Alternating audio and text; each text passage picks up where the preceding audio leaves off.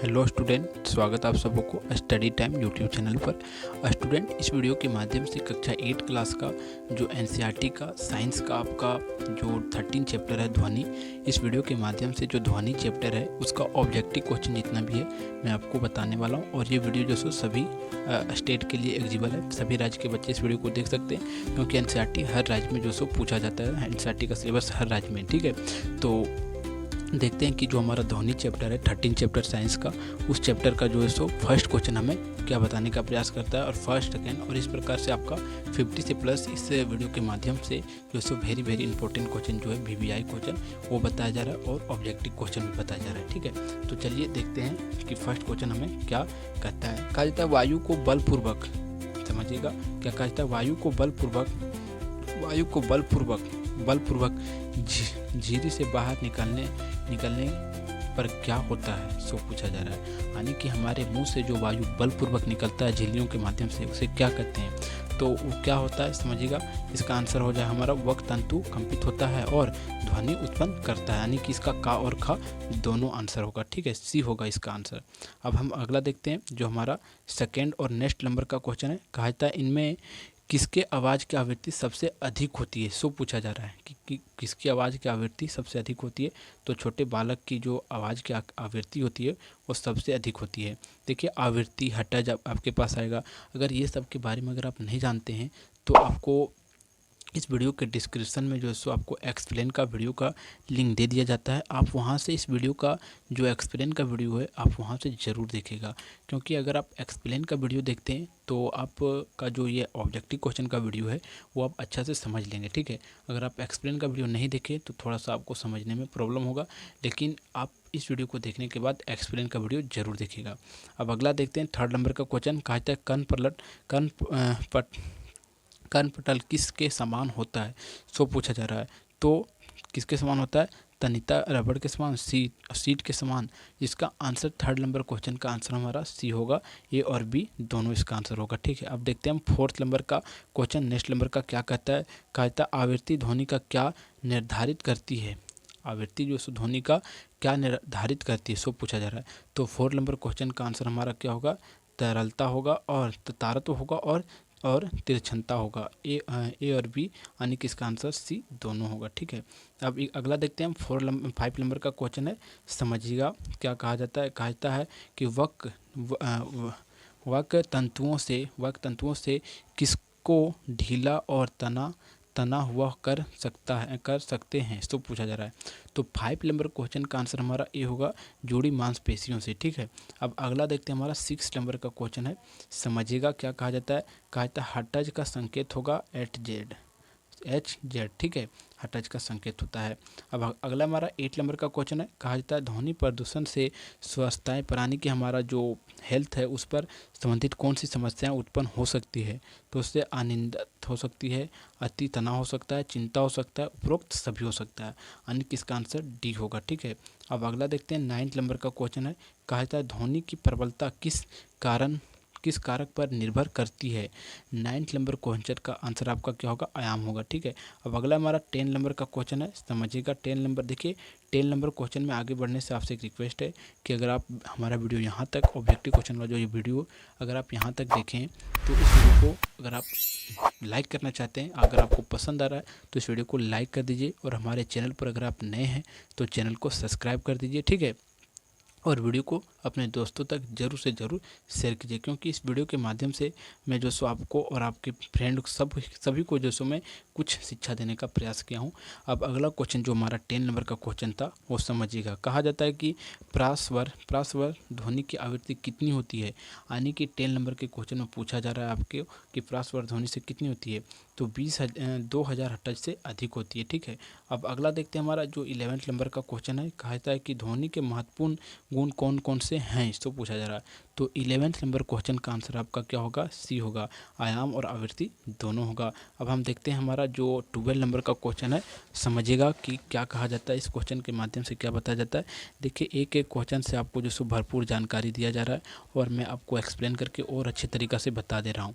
कहा जाता है 12 नंबर क्वेश्चन में पटल यानी कि पर जो कान का होता है वो कंपनों को कहाँ से भेजता है, सो पूछा जा रहा है, ठीक है। तो इसका 12 नंबर क्वेश्चन का आंसर होगा आपका जो है सो क्या होगा, अंतराल कर्ण, ठीक है, अंतरा कर्ण से यानी कि अंदर के कान से। अब अगला हमारा समझिएगा 213 नंबर क्वेश्चन है, कहता है कंपन की आवृत्ति कम हो तो ध्वनि का तारा तो कैसा होता है होगा, सो पूछा जा रहा है। तो 13 नंबर क्वेश्चन का आंसर आपका क्या होगा, हमारा कम हो जाएगा, ठीक है। अब अगला हमारा 14 नंबर का क्वेश्चन है, कहता है कि अंतर अंतर कर्ण संकेतों को कहाँ तक भेजता है, सो पूछा जा रहा है। तो समझिएगा 40 नंबर क्वेश्चन का आंसर आपका क्या होगा, मस्तिष्क तक होगा। और मस्तिष्क तक किया जाता है तब जो सो हमारा मस्तिष्क समझ पाता है कि ध्वनि क्या है, और उससे हम समझ पाते हैं कि अगला व्यक्ति हमें क्या बोल रहा है, ध्वनि किस प्रकार का ध्वनि, या इंसान का है या जानवर का या किसी पक्षी का है, ठीक है। इस प्रकार से हमारा दिमाग, जब हमारा मस्तिष्क उस ध्वनि को सुनकर समझता है तो वो बता पाता है। अगला हमारा 50 नंबर का कहता है ध्वनि उत्पन्न करने वाले कंपनों के आयाम किससे समानुपाती होता है, समानुपातिक होता है, सो पूछा जा रहा है। तो 50 नंबर क्वेश्चन का आंसर आपका क्या होगा, ध्वनि की प्रबलता पर। अब अगला हमारा 16 नंबर का क्वेश्चन है, कहा जाता है कान के बाहरी भाग की आवृत्ति किस जैसी होती है। तो 16 नंबर क्वेश्चन का आंसर आपका हो जाएगा सी होगा, कीप और पनल होगा, ठीक है। अब अगला हमारा 17वां नंबर का क्वेश्चन है, कहता है मनुष्य के कंठ में वायु के निकलने के लिए क्या बना होता है, सो पूछा जा रहा है।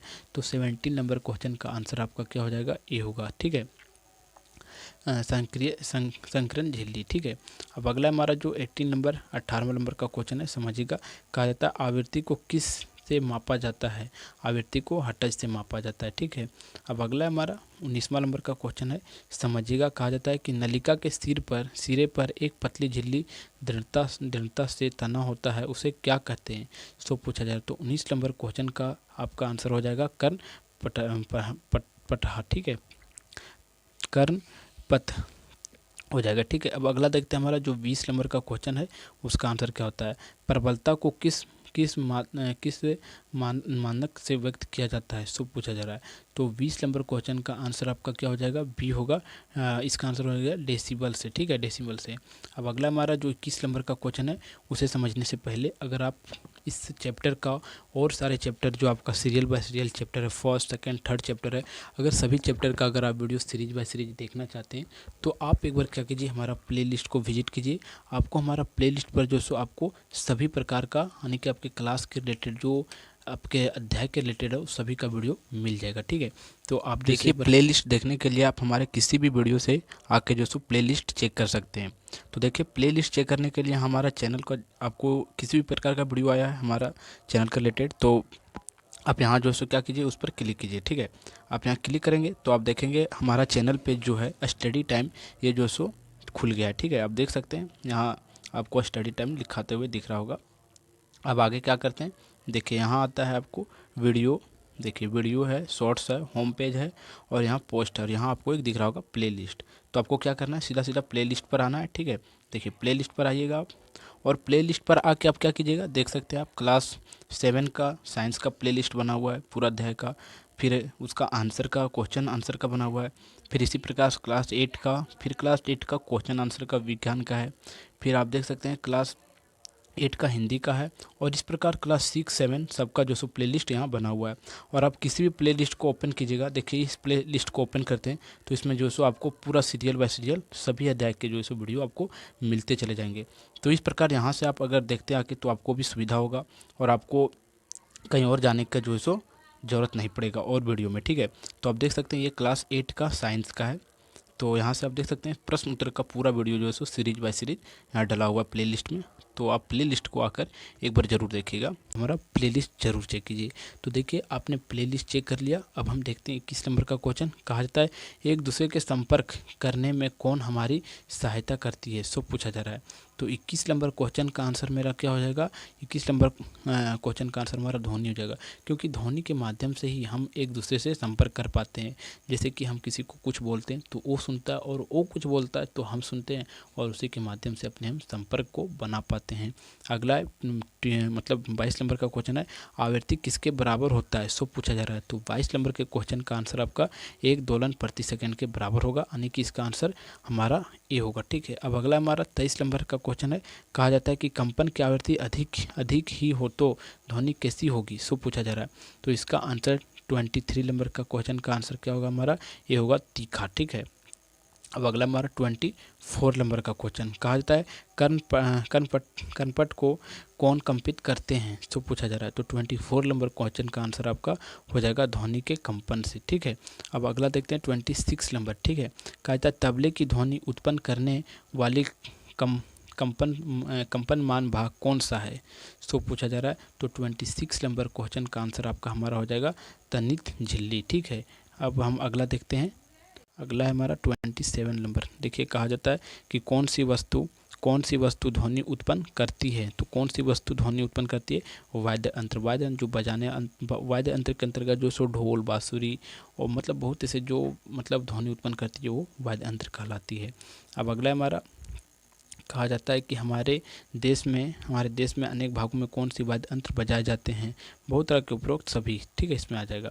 अब अगला है हमारा समझिएगा, कहा जाता है 29 नंबर का क्वेश्चन कि बांसुरी का ध्वनि उत्पन्न करने वाली कंपनमान भाग कौन सा है, सो पूछा जा रहा है। तो इसका आंसर क्या होगा, 29 नंबर क्वेश्चन का आंसर हमारा सी होगा, वायु स्तंभ। अब अगला देखते हैं हमारा जो 30 नंबर का क्वेश्चन है, समझिएगा क्या कहा जाता है कि हमारे जीवन में किसका महत्वपूर्ण स्थान है, ध्वनि का। सब कुछ का है, लेकिन अगर यहाँ ध्वनि का बात हो रहा है तो ध्वनि का ही होगा। अब अगला हमारा, किसी वस्तु की मध्य स्थिति के आगे पीछे होने वाली गति को क्या कहते हैं, उस गति को हम लोग क्या कह देते हैं। तो 31 नंबर क्वेश्चन का आंसर हो जाएगा हमारा कंपन। ठीक है, अब 32 नंबर का क्वेश्चन देखते हैं। देखिए, कहा जाता है विद्यालय के संगीत कक्ष में कौन कौन से वाद्य यंत्र होते हैं, सो पूछा जा रहा है। तो उपरोक्त सभी होता है, तबला होता है, बांसुरी होता है, हारमोनिया, और इसमें डी इसका आंसर हो जाएगा उपरोक्त सभी। अब अगला हमारा 33 नंबर का क्वेश्चन है कि बीना का ध्वनि उत्पन्न करने वाला कंपनमान भाग कौन सा है, तो पूछा जा रहा है। तो 32 नंबर क्वेश्चन का आंसर आपका हो जाएगा सी। ठीक है, ए और बी दोनों होगा इसका आंसर। अब अगला देखते हैं 34 नंबर का क्वेश्चन कि वातावरण में अत्यधिक या वाछंतिक ध्वनियों को क्या कहते हैं, सो पूछा जा रहा है। तो उसे हम लोग ध्वनि प्रदूषण कहते हैं, जब बहुत ज़्यादा ध्वनि गूंजने लगती है तो उसे ध्वनि प्रदूषण ही कहते हैं। अब अगला देखते हैं हम, कहा जाता है कि शेर की धाड़ का तारतम्य कैसा होता है, शेर का जो होता है धाड़ उसका तारतम्य जो है